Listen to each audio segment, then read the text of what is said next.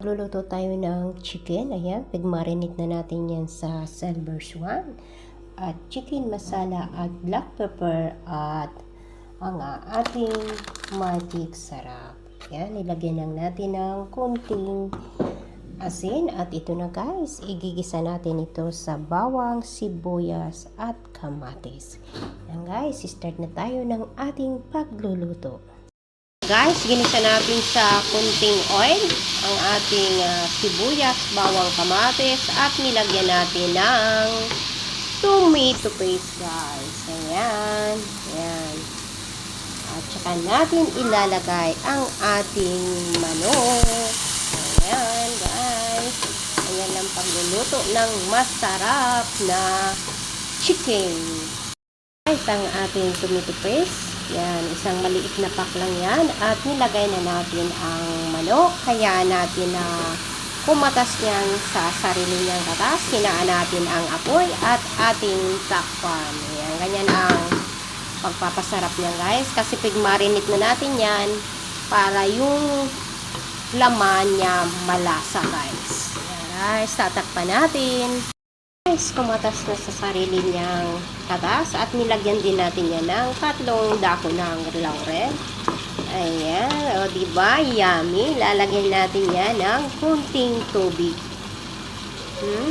Amoy parang pa lang, talagang magugutom ka na. At pag naluto na yan sa ating karning manok, lagyan naman na natin ng tubig. Saka natin ilalagay ang ating masustansyang gulay.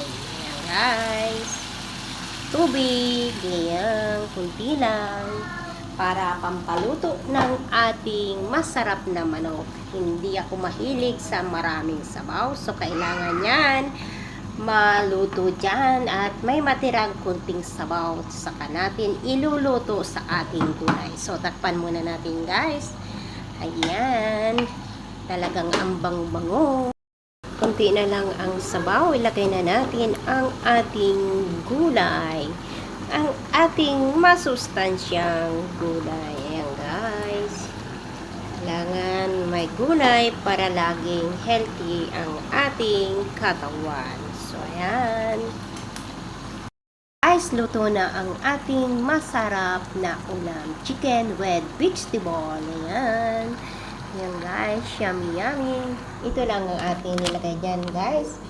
Paminta, magic sarap, at tomato paste at chicken masala. At ito ang ating pinang-marinate na Silver Swan at ang ating laurel. Ay hinalo rin natin sa ating ito yan guys, itong laurel. 3 piraso lang yan guys. So ayan guys. Diba? Yummy, yummy. Yan. Yummy na ang ating masarap na ulam. Chicken with vegetable.